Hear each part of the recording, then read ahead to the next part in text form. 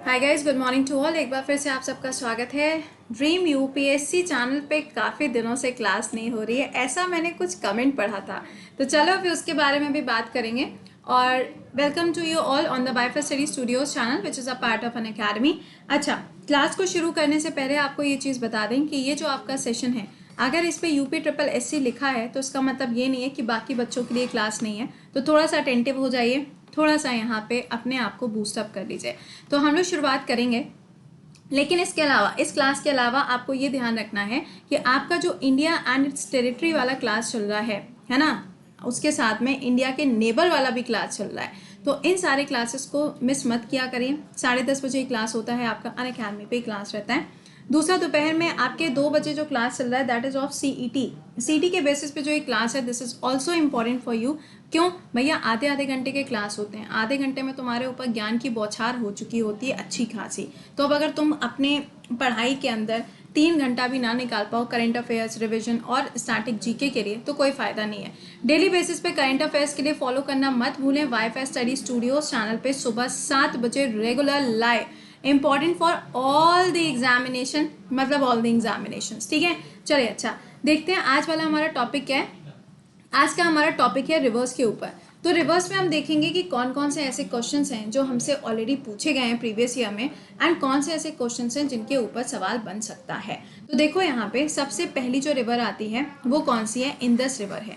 Indus river का देखो, अगर हम ओरिजिन देखेंगे तो तिब्बत वाले एरिया में होता है, तो हम सीधे सीधे चाइना लिख सकते हैं। उसके बाद में ये रिवर आती है इंडिया के अंदर, और इंडिया के अंदर आने के बाद में ये जाती है पाकिस्तान, और पाकिस्तान से होते हुए ये कराची वाले एरिया को क्रॉस करते हुए अरब सागर की तरफ जाती है। दूसरी जो रिवर है वो है आपकी ब्रह्मपुत्र एंड कौन सी? गंगा रिवर। अब ब्रह्मपुत्र और गंगा रिवर की बात करोगे तो गंगा रिवर ये रही और ब्रह्मपुत्र की लोकेशन यहाँ पर रही। गंगा रिवर का जो ओरिजिन है, तो ये एग्जैक्ट कोई ओरिजिन नहीं है, ये दो नदियों के मिलने से बनती है, अलकनंदा और भागीरथी। कहाँ पर? हरिद्वार के अंदर ये दोनों आपस में मिलती हैं और फिर आगे यहाँ से गंगा रिवर बनती है। कहाँ पे जाती है? तो ये जो आप एरिया देख रहे हो, this is called Sundarban area, और यहीं पर आके ये रिवर जुड़ती है किसके साथ में? ब्रह्मपुत्र के साथ में। ब्रह्मपुत्र का जो ओरिजिन है वो यहाँ से तिब्बत वाले एरिया से होता है। इंडिया के 2 ही स्टेट से ये क्रॉस करते हुए जाता है, पहला अरुणाचल, दूसरा है आसाम, और फिर ये जाता है कहाँ पर? बंगाल की खाड़ी में, that is bay of Bengal. तो आइए जरा क्वेश्चंस की बात करते हैं, क्या क्या सवाल है, आंसर करते जाया करो। प्लीज सेशन को एक बार से लाइक और शेयर करो। ड्रीम यूपीएससी पे क्लास क्यों नहीं हो रही थी बता देंगे।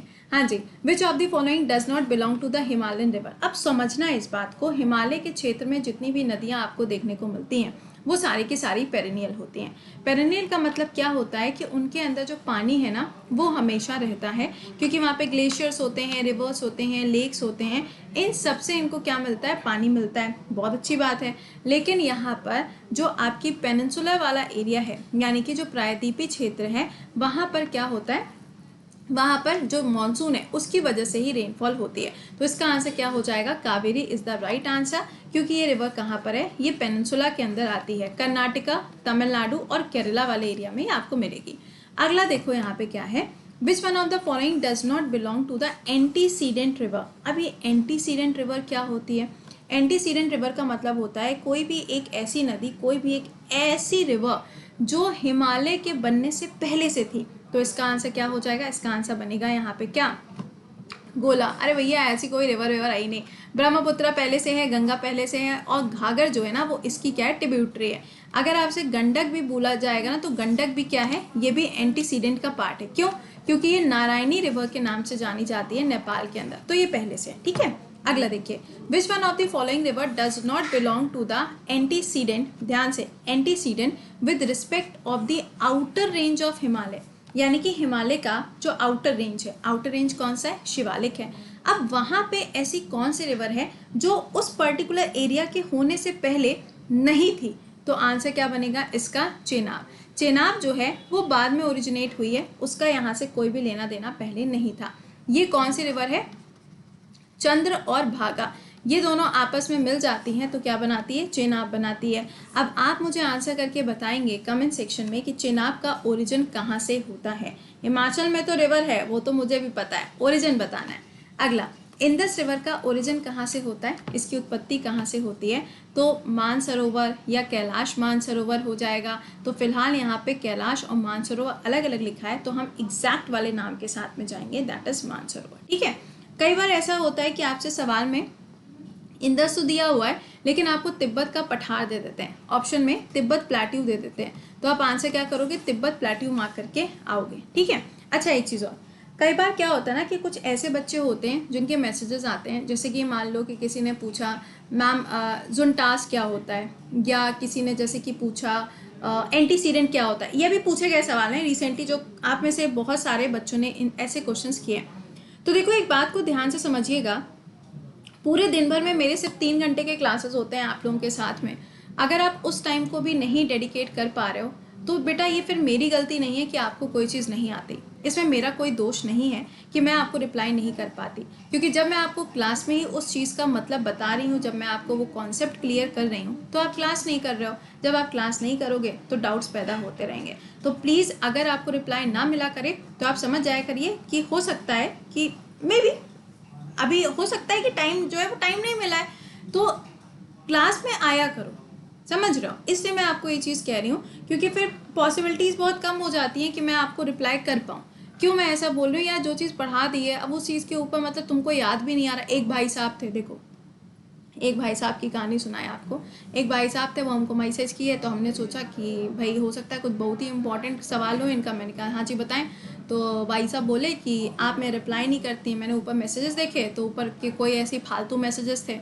मैं कहा अच्छा जी ठीक है जी बताएं। तो कह रहे हैं अच्छा ठीक है वो छोड़िए, ये बताइए मानस जो है क्या वो बायोस्फीयर रिजर्व है।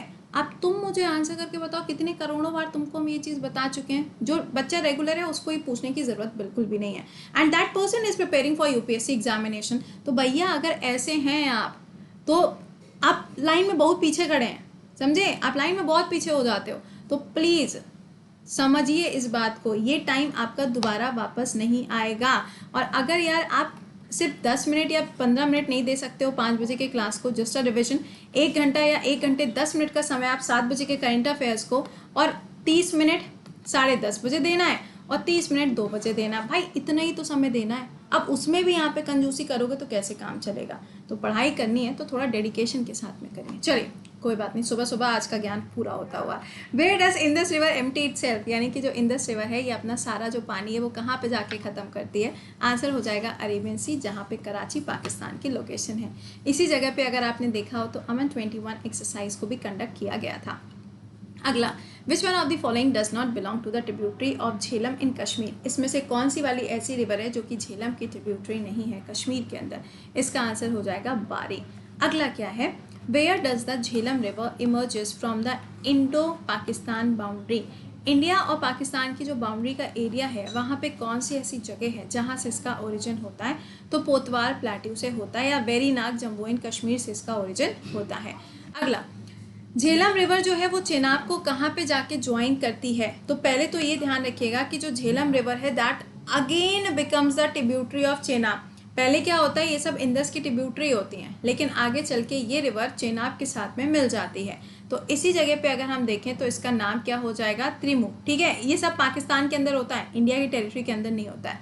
अगला, from where does the Chenab originate, Chenab का ओरिजिन कहाँ से होता है, अभी तुमसे हम सवाल किए थे, तो Baralacha is the right answer.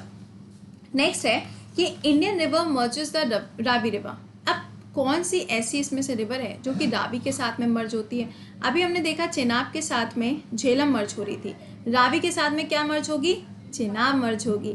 इसका मतलब ये हुआ कि इंडस की सबसे लंबी जो सहायक नदी है, जो ट्रिब्यूटरी है, वो कौन सी है, चेनाब है, क्योंकि इसके अंदर झेलम भी आके मिल रही है, इसके अंदर अगर आप देखेंगे तो रावी नदी भी आके मिल रही है। तो फिर व्यास रिवर किससे मिलेगी मैम, व्यास रिवर जो है वो सतलज से जाके मिलती है, समझ गए। अगला, which Indian river does the Vyas meet at her, मैंने अभी आपको बताया कहाँ पे, पंजाब वाले एरिया में ये जाके मिलती है, जहाँ पे हर एक वेटलैंड आपको देखने को मिलता है। पंजाब के एरिया में आप जानते हैं कि वहाँ पे कोई भी नेशनल पार्क नहीं है, तो वहाँ पे आपको ये लोकेशन देखने को मिलेगी। अगला सुनिएगा, विच Indian river joins the Ganga in Allahabad, Ganga river को इलाहाबाद के अंदर, जो भाई ज्वाइनिंग के ऊपर सवाल पूछा जा रहा है ना, तो ज्वाइनिंग के ऊपर इसका आंसर क्या हो जाएगा? तो इसका आंसर यहाँ से क्या बनेगा? सिंपल सा क्वेश्चन यहाँ पे क्रिएट होता है, उसके बारे में आपको बता दें कि इलाहाबाद में जब जाके मिलेगी तो क्या होगा। सिंपल बात है, तो वहाँ पे क्या होता है भैया? यमुना। सुनना ध्यान से, देखो हम संगम के नाम से जानते हैं, राइट। जब हम संगम बोलते हैं तो सिंपल सी बात है कि वहाँ पे क्या होगा? तीन नदियों का क्या होता है? मेल होता है ना। तीनों नदियां जो है वहाँ पे आके यहाँ पे जुड़ती हैं। तो जब तीनों नदियों की बात हो रही है तो सिंपल सा कॉन्सेप्ट यहाँ पर ये है कि गंगा जब है वहाँ पे बाकी की रिवर्स जो हैं वो आके यहाँ पर जुड़ती हैं, ठीक है। अब कौन कौन सी है? तो गंगा, यमुना, सरस्वती। बचपन से सुनते चले आ रहे हैं। सरस्वती कहाँ गई मैम? अरे मैं क्या बताऊँ भाई, उसके तो कुछ एविडेंसेस पाए जाते कि हाँ दिस रिवर ऑल्सो एग्जिस्ट, ठीक है। तो ये ध्यान रखिएगा। अच्छा, इलाहाबाद का नया नाम क्या हो जाएगा? प्रयागराज इसका नया नाम है। गंगा की जो सबसे बड़ी ट्रिब्यूटरी है वो कौन सी है? यमुना है। और यमुना की जो सबसे बड़ी ट्रिब्यूटरी है वो कौन सी हो जाएगी? टोंस हो जाएगी, ठीक। चलो नेक्स्ट देखो, which is the largest tributary of Ganga? कौन सी हो जाएगी? यमुना हो जाएगी। अभी मैंने आपको बताया इसके बारे में। सरयू, आ जाओ भैया। सरयू रिवर कहाँ है भाई? अयोध्या के जो पूरा लोकेशन है वहाँ पे आपको सरयू रिवर मिलती है। तो अयोध्या जो है वो किसके किनारे? अयोध्या सरयू नदी के किनारे लोकेटेड है। अगला, where does the Chenab river rise? Chenab river जो है इसका ओरिजिन किस पर्टिकुलर जगह से होता है? दैट मीन्स वो जो डिस्ट्रिक्ट का एरिया है वो कौन सा है? तो आंसर हो जाएगा ऑप्शन नंबर 4। बस ये ध्यान रखना कि इसका जो नाम है ना वो दो अलग अलग होते हैं, दोनों मिलके यहाँ पे बनती है। नेक्स्ट क्वेश्चन, सोन रिवर। सवाल में पूछा जा रहा है इसमें से कौन सी ट्रिब्यूटरी नहीं है। तो पहले तो ये जाने कि इसका ओरिजिन कहाँ से होता है। तो अमरकंटक की पहाड़ियों से, दैट मीन्स एमपी से इसका ओरिजिन होता है। और ये रिवर किसकी ट्रिब्यूटरी है? गंगा की ट्रिब्यूटरी है। और गंगा की एक लौती ऐसी ट्रिब्यूटरी है जिसका डायरेक्शन क्या होता है? साउथ टू नॉर्थ होता है। तो इसका आंसर क्या हो जाएगा? मयंगगढ़ी। देखो ये तीन तो ऑलरेडी इसकी ट्रिब्यूटरी है, और इसी के साथ में आपको नॉर्थ कोयल भी याद रखनी है। नॉर्थ कोयल भी सोन की ट्रिब्यूटरी है, ठीक है। चलिए नेक्स्ट देखिए, रिवर ऑफ सौरो। कौन सी ऐसी नदी है जिसको रिवर ऑफ सौरो के नाम से जाना जाता है? अब देखो यहाँ पे दो नदियां हैं। पहली तो देखो यहाँ पे कौन सी है? दामोदर हो जाएगी। और दूसरी कौन सी है? कोसी रिवर है।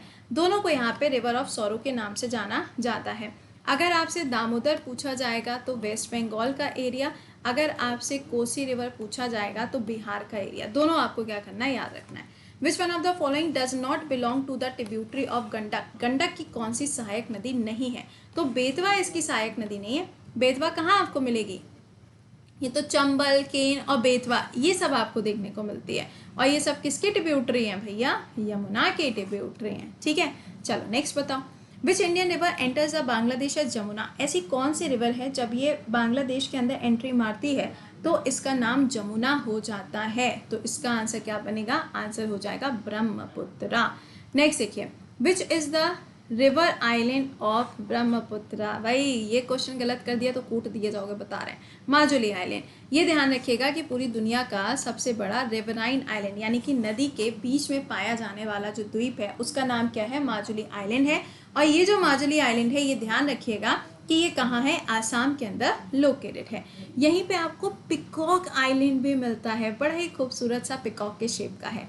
अगला, गंगोत्री ग्लेशियर, इजी, उत्तराखंड। अगला क्या है? Total length of the Brahmaputra river. अब देखो ध्यान रखिएगा 2525 किलोमीटर्स तो गंगा की हो गई, ब्रह्मपुत्र की कितनी होगी? 2900 किलोमीटर हो जाएगी।